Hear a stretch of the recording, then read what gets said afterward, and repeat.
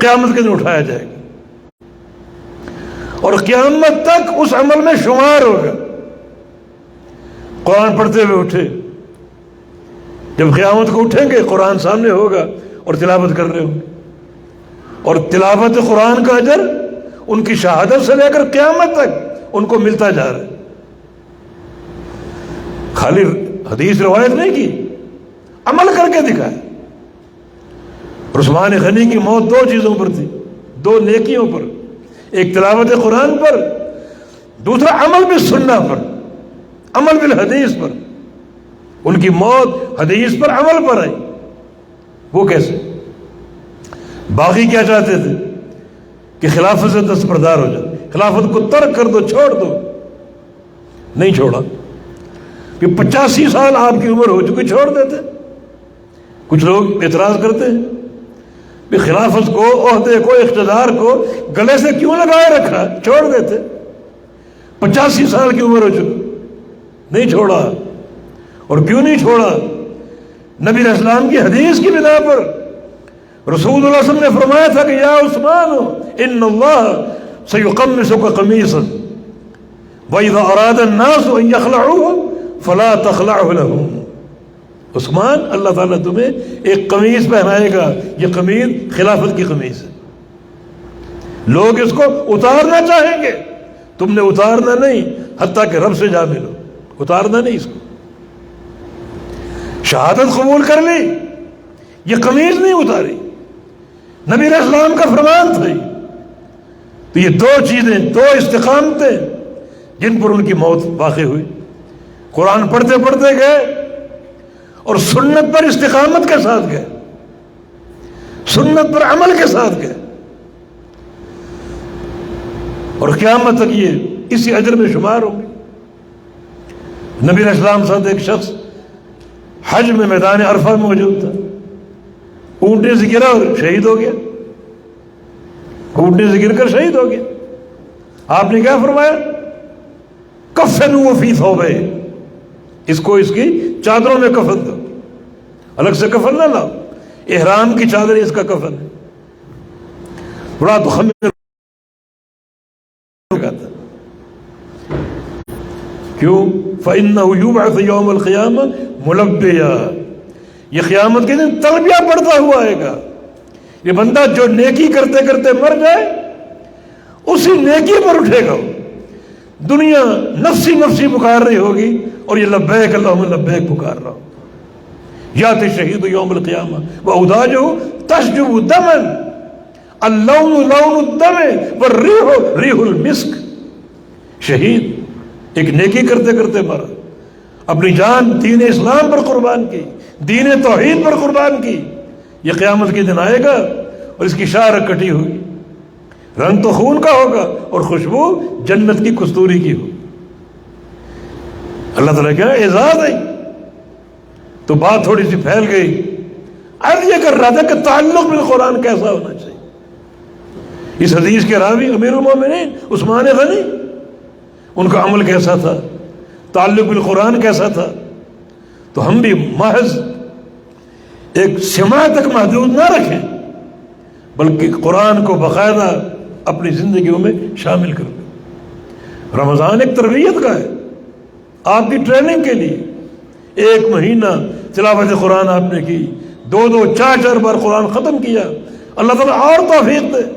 مگر ایسا نہ ہو رمضان گزرتے ہی اس کو لپیٹ کر اوپر سجا کے رکھ دیں۔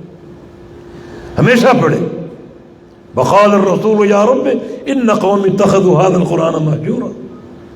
رسول قیامت کے دن کہے گا کہ میری اس قوم نے تیرے قرآن کو پکڑا چھوڑا ہوا۔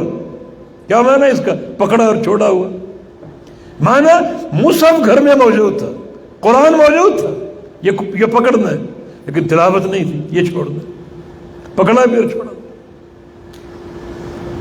تو رسول یہ شکوہ کرے گا۔ ان علماء سلف کا قول ہے جس گھر میں قرآن ہو ان پر روزانہ قرآن کی تلاوت کرنا فرض ہوگا۔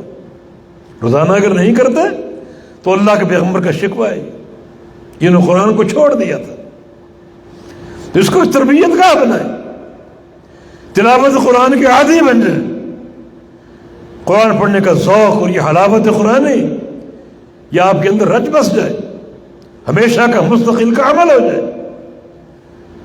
تو عشر اخیر کی بات ہو رہی ہے، لیلۃ القدر کی بات ہو رہی ہے، جو سب سے بڑی رات ہے. اجر و ثواب کے اعتبار سے اس کو کھونے کی کوشش نہ کرو، پوری رات جاگنا. کیوں؟ قرآن کہتا ہے کہ سلام ہی حتی مطلع الفجر. ہی ضمیر کا مرجع لیلۃ القدر. یہ لیلۃ القدر کب تک ہے، شروع کب ہوتی ہے معلوم نہیں، مگر شروع ہونے کے بعد کب تک جاری رہتی ہے، کب تک مستمر رہتی ہے، ہی حتی مطلع الفجر، فجر کے طلوع ہونے تک. تو پھر آخری گھڑیاں یا آخری اوقات زیادہ قابل قدر ہوں، زیادہ قابل قدر، بجائے اس کے کہ بازاروں کی زینت بنے، شاپنگ کے بہانے سے یہ بڑا مہنگا مہمان ہے، اس کی قدر کریں، پوری رات جاگیں، اس کا حق ادا کریں. اس رات کی فضیلت کو سمیٹنے کے لیے لیلۃ القدر خیر من الف شہر، 1000 مہینے کی عبادت سے افضل. آخری حدیث ایک پیش کرتا ہوں، صحیح بخاری کی شروع میں پڑھی بھی آپ کے سامنے. ایک دو ضروری قواعد بتانے. نبی علیہ السلام کا فرمان، من قام لیلۃ القدر ایمانا واحتسابا غفر له ما تقدم من ذنبه. جو بندہ لیلۃ القدر کا قیام کر لے مگر 2 شرطوں کے ساتھ، ان پر کوئی نہیں غور کرتا. ایک ایمان، دوسرا احتساب. اس کے سابقہ سارے گناہ بخشے جائیں. کتنے گناہ؟ علماء کا اختلاف ہے. بعض علماء کا قول ہے کہ سارے گناہ، صغیرہ بھی کبیرہ بھی، اور بعض علماء کا قول ہے کہ صغیرہ گناہ بخشے جائیں گے، جبکہ کبیرہ کی بخشش کا معاملہ اس سے بھی آسان ہے، اور وہ ہے ندامت کی توبہ. بس یا ابن آدم لو بلغت ذنوبك عنان السماء ثم استغفرتني لاغفرن لك على ما كان منك ولا ابالي. جامع ترمذی کی حدیث. ابن آدم، تیرے گناہ اگر آسمانوں کو چھونے لگے اور تو ایک بار سچا استغفار کر لے، میں تیرے سارے گناہوں کو بخش دوں گا، سارے گناہوں کو. ہاں توحید کی شرط ہے. یا ابن آدم انک لو اتیتنی بقراب الارض خطایا ثم لقیتنی لا تشرک بی شیئا لاتیتک بقرابها مغفرۃ وفضلا. یہ ساری زمین اگر تیرے گناہوں سے بھری ہو، شرک نہ ہو، توحید راسخ مضبوط ٹھوس مثل الجبل توحید ہو، تو پھر میں کیا کروں گا؟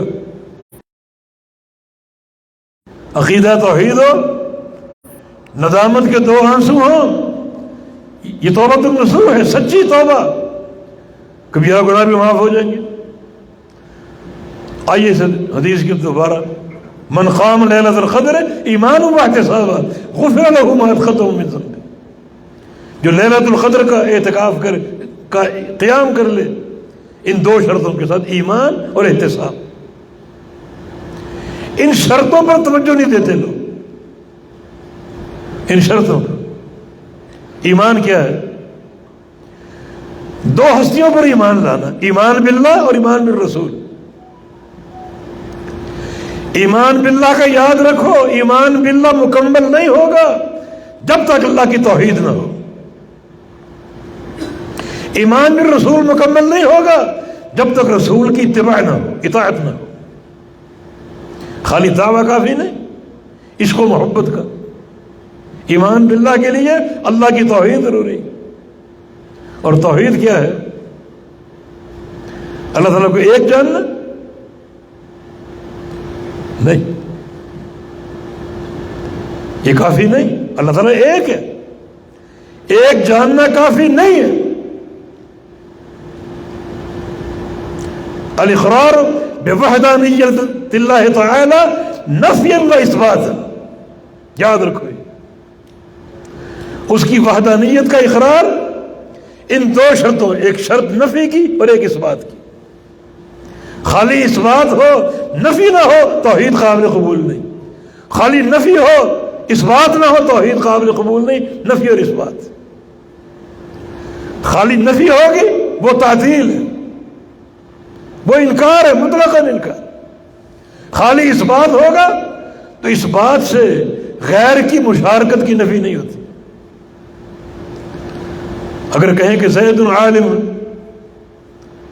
زید عالم ہے، اور بھی علماء ہو سکتے، غیر کی نفی نہیں ہو رہی۔ خالی کہیں کہ اللہ معبود ہے، یہاں کسی غیر کی مشارکت کی نفی نہیں ہو رہی، اور بھی ہو سکتا، نفی ضروری ہے۔ اگر کہیں کہ لیس فی المدینہ عالم، اس شہر میں کوئی عالم نہیں، یہ تعطیل ہے، کوئی عالم نہیں، یہ شہر علماء کے وجود سے خالی، یہ تعطیل۔ توحید کا عقیدہ نہ تو خالی نفی ہے نہ خالی اس بات، بلکہ نفی اور اس بات دونوں کی مشارکت، دونوں کا اللہ رکن اس بات ہے۔ لا الہ کے بعد کوئی معبود نہیں، کہیں نہیں، نہ کوئی ہندوستان میں، نہ پاکستان میں، نہ کوئی بغداد میں، نہ کوئی زمین پر، نہ کوئی زندہ، نہ کوئی مردہ، کوئی معبود نہیں۔ ہر معبود کی نفی، یہ لائق تلوار ہے، تلوار ہر درگاہ پر چلتی ہے، ہر اس انسان پر چلتی ہے جس کو لوگوں نے معبود بنا دیا، ہر زندہ مردہ پر کوئی معبود نہیں، نہ کوئی حجر، نہ کوئی شجر، کوئی معبود نہیں۔ یہ رکن نفی لا الہ، اور الا اللہ رکن اس بات صرف ایک اللہ معبود حق ہے، باقی سارے معبود باطل ہیں۔ معبود موجود ہیں، لوگوں نے بنا رکھے ہیں، مگر سارے طاغوت ہیں، معبود حق صرف ایک اللہ ہے، بس۔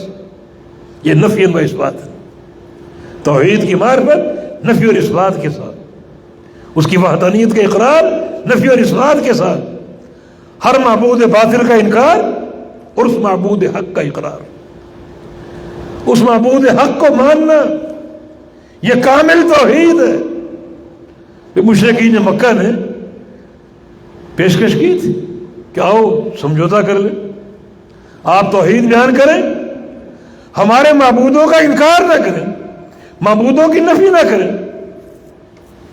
ابو طالب کو بھیجا بطور سفارشی کی، فرمایا کہ سورج میرے دائیں ہاتھ پہ رکھو، چاند بائیں ہاتھ پر، پھر بھی ان معبودان باطلہ کی نفی اور مذمت سے باز نہیں آؤں گا۔ آج ہمارے میں ایک جماعت ہے، بہت بڑی جماعت، بہت بڑی جماعت، دنیا بھر میں گھومتی، لوٹا بستر ان کا شعار ہے، وہ بھی توحید اس باطن نفیت نہیں۔ ایک اللہ کی بات کرو اور ان مزاروں، جبوں، قبوں کی نفی نہ کرو، لوگ ٹوٹ جائیں گے۔ لوگ ٹوٹیں تو ٹوٹتے رہیں، جوڑ کی اساس تو توحید ہے باری تعالی، اور کوئی محبت کی اساس نہیں۔ الحب فی اللہ والبغض فی اللہ، من احب للہ وابغض للہ واعطى للہ ومنع للہ فقد استكمل الایمان۔ ان اوثق اور الایمان الحب فی اللہ والبغض فی اللہ، یہ ایک ایسی محبت جس کی اساس توحید نہ ہو۔ عقیدہ توحید نفی و اس بات ہے۔ ایک بندہ اگر زبان سے اقرار کرے کہ ایک اللہ معبود ہے، ٹھیک ہے، مگر کافی نہیں، دل میں تصدیق ہونی چاہیے، دل میں تصدیق ہو کہ ایک اللہ معبود حق ہے، ٹھیک ہے، مگر توحید مکمل نہیں ہوئی۔ معبود باطل کا انکار کرے، نفی و اس بات ہے۔ خالی اس بات کافی نہیں، تو اس شرط کو سامنے رکھو، من قام لیلۃ القدر ایمانا، ایمان کی شرط کیا چاہتی ہے؟ عقیدہ صافیہ، عقیدہ خالصہ، توحید، اللہ تعالیٰ کی توحید نفی اور اس بات کے ساتھ۔ لا الہ الا اللہ، کلمہ توحید، حق اللہ علی العباد ان یعبدوہ ولا یشرکوا بہ شیئا، یعبدوہ اس بات ہے اور لا یشرکوا بہ شیئا نفی۔ لا الہ الا اللہ وحدہ لا شریک لہ، کتنی تاکید ہے، لا الہ نفی، الا اللہ اس بات، اور وحدہ جو ہے اس بات کی تاکید ہے، اور لا شریک لہ نفی کی تاکید ہے۔ کتنی تاکید، نبی علیہ السلام کا فرمایا نا، جس شخص یہ کلمہ 100 بار پڑھ دے اللہ تعالیٰ اس کو 10 غلاموں کے آزاد کا اجر دے گا، اور غلام بھی وہ جن کا تعلق اولاد اسماعیل سے ہو۔ فضائل کیوں ہیں؟ اس کلمے کی جامعیت، اس کی معنویت، کتنی ٹھوس توحید۔ تو ایمان ضروری۔ آج روزے بھی رکھے جا رہے ہیں، راتوں کو جاگا بھی جا رہے ہیں، اور قبروں کی مجاورتیں ہو رہی ہیں، سجدے ہو رہے ہیں، شرک ہو رہا ہے، اللہ ناراض ہے اللہ کے بندو۔ تبھی تو ہم مختلف نحوستوں کے شکار اپنے ملکوں میں، فقر ہے، قرض کا بوجھ ہے، کیا کچھ نہیں۔ توحید، اللہ ناراض۔ جو قوم اللہ تعالیٰ کو لا مکان کہے وہ قوم کامیاب ہو سکتی؟ اس کی جگہ ہی نہیں ہے کوئی۔ ہر جگہ حاضر، ہر جگہ ناظر، ناظر ہے حاضر نہیں۔ الرحمن علی العرش استویٰ، رحمان عرش پہ مستوی۔ جس قوم کا یہ عقیدہ ہی نہ ہو، عرش کا انکار کر دے۔ کوئی کہتا اللہ فی قلوب المؤمنین، کتنا گندا عقیدہ۔ کوئی کہتا اللہ تعالیٰ ہے لا یمین ولا یسار ولا امام ولا خلف ولا فوق ولا تحت، یہ تو معدوم کی تعریف ہے۔ وہ قوم کیسے خوشحال ہوگی؟ تو ایمان من قام لیلۃ القدر، ایمان کی اصلاح کرو۔ روزے کا حکم کسے دیا گیا؟ یا ایھا الذین آمنوا کتب علیکم الصیام۔ پہلے آمنو پھر صیام۔ پہلے ایمان تو پکا کر لو، ایمان تو ٹھیک کر لو، توحید تو لے آؤ، ایمان بالرسول ہو، اور ایمان بالرسول بھی ایسا ہو جس میں پھر ہر قیام، ہر روزہ، شب قدر کا قیام، ہر چیز کا اجر ملے گا۔ اساس مضبوط ہونی چاہیے۔ تو ایمان احتساب کیا ہے؟ احتساب کے دو معنی، ایک عمل کا اللہ کے لیے خالص کرنا، اور دوسرا اس عمل کا اجر اللہ تعالیٰ سے لینا۔ یہ دو چیزیں، یہ عمل اللہ کے لیے خالص، وَمَا أُمِرُوا إِلَّا لِيَعْبُدُوا اللَّهَ مُخْلِصِينَ لَهُ الدِّينَ إِنَّمَا الْأَعْمَالُ بِالنِّيَّاتِ وَإِنَّمَا لِكُلِّ امْرِئٍ مَّا نَوَىٰ، اللہ کے لیے خالص، اور دوسرا عمل اجر بھی اللہ سے لینا، ابتغاء وجہ اللہ، یا اللہ تیرے چہرے کی طلب ہے، تیری رضا کی طلب ہے، تو اجر دے گا اور کوئی نہیں دے سکتا۔ یہ احتساب، ریاکاری نہ ہو، دکھاوا نہ ہو۔ امام اہل سنت امام احمد بن حنبل رحمہ اللہ فرمایا کرتے تھے کہ اس کا معنی یہ کہ جب بھی کوئی کام شروع کرو تھوڑی دیر ٹھہرو تھوڑی دیر، اپنے آپ سے پوچھو یہ کام کیوں کر رہے ہو اور کس کے لیے کر رہے ہو۔ اگر دل میں کسی کا نام ہے، کسی کا تصور ہے فلاں دیکھے گا، وہ کام نہ کرو جب تک یہ دل اللہ کے لیے مخلص نہ ہو جائے، اللہ کے لیے خالص نہ ہو جائے، پھر وہ کام کرو۔ یزید بن ابی حبیب بہت بڑے محدث، صحیح بخاری کے راوی، ان کے گھر سفیان ثوری گئے، سفیان بن سعید الثوری ان کے گھر گئے اور جا کر کہا حدثنی، مجھے حدیث سنائی۔ یزید خاموش، پھر عرض کی حدثنی، حدیث سنائی، میں سماع حدیث کے لیے آیا ہوں، پھر خاموش۔ جب 3 بار یہ اصرار کیا تو آخر وہ بول اٹھے کہ لا حتی تجیء النیہ، نہیں، پہلے میری نیت ٹھیک ہونے دو۔ تم جو میرے گھر آئے ہو، شیطان نے وار کر دیا کہ تم کتنے بڑے محدث ہو، حافظ الحدیث ہو، کتنے بڑے مسند ہو کہ سفیان جیسا محدث آپ کے دروازے پر آپ کا محتاج کھڑا۔ شیطان نے یہ وار کر دیا۔ اس نیت کے ساتھ اگر یہ حدیث سناؤں گا، یہ مجلس قیامت کے دن میرے خلاف بولے گی، میرے حق میں نہیں بولے گی۔ ٹھہر جاؤ، شیطان سے لڑ لینے دو، مجاہدہ کر لینے دو، المجاہد من جاہد نفسہ، مجاہدہ کرنے دو، لڑنے دو شیطان سے، اس کو بچھاڑنے دو۔ جب نیت ٹھیک ہوگی پھر حدیث سناؤ۔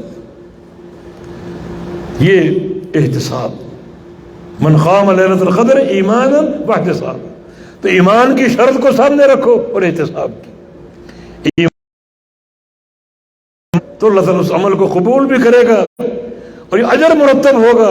غفر لہ ما تقدم من ذنبہ، گناہ بخشے جائیں گے، اور پھر 1 رات کی عبادت 1000 مہینے کی عبادت سے افضل ہوگی۔ معنی ایک ہی رات بندے کو اجر سے بھر دے گی اور گناہوں سے پاک صاف کر دے گی۔ اور کیا چاہیے؟ بڑا سنہری موقع اس کو بولتا ہے فرصہ سعیدہ، سنہ ہی موقع ہے، اس سے فائدہ اٹھو، اس کو کھونے کی کوشش نہ کرو۔ آخری عشرہ بڑا قیمتی اور مہنگا مہمان، اللہ پاک سے توفیق کی صدا ہے۔ اللہ تعالیٰ ہمیں توفیق بھی دے، ان جہود کو قبول بھی فرما لے، اور اللہ ہم سے راضی ہو جائے، اس کی رضا یہ آخری طلب ہے، ورضوان من اللہ اکبر، اس کی چھوٹی سی رضا بھی سب سے بڑی دولت ہے۔ یا اللہ ہم سے راضی ہو جا، ہم سے راضی ہو جا، رحمت عطا فرما دے، گناہوں کو معاف فرما دے، ان اعمال کو قبول فرما لے۔ اقول قولی ھذا واستغفر اللہ لی ولکم وآخر دعوانا ان الحمد للہ رب العالمین۔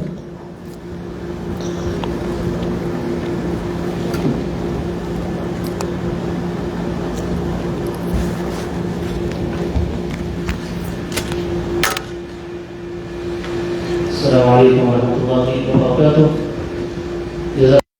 احسن جزاء فضیلۃ الشیخ مولانا ناصر عثمانی حفظہ اللہ تعالی۔ جیسا کہ آپ احباب نے سنا ہے، آج کا عظیم شان بہترین شیخ محترم کی نصیحتیں اور ہمارے لیے جو خطاب تھا، اللہ تعالیٰ سے دعا ہے اللہ تعالیٰ ہمیں عمل کی توفیق عطا فرمائے۔ جو کچھ سنا ہے اللہ تعالیٰ اس پر عمل کی بھرپور ہمیں کوشش کرنے کی توفیق عطا فرمائے۔ میں ایک بار پھر فضیلۃ الشیخ محترم جناب عبداللہ ناصر عثمانی حفظہ اللہ تعالیٰ اور ان کی پوری ٹیم اور ان کے آنے والے ساتھ مہمان محترم عمران سعید بھائی اور ان کے فرزند محترم جناب بدیع الدین صاحب، سب کا شکریہ ادا کرتا ہوں، آپ نے ہمیں ٹائم دیا، بارک اللہ فیکم وفی جہودکم۔ اور اسی طرح فضیلۃ الشیخ محترم الشیخ احمد الزہرانی حفظہ اللہ تعالیٰ تشریف لائے ہیں، شکراً جزیلاً، بارک اللہ فیکم۔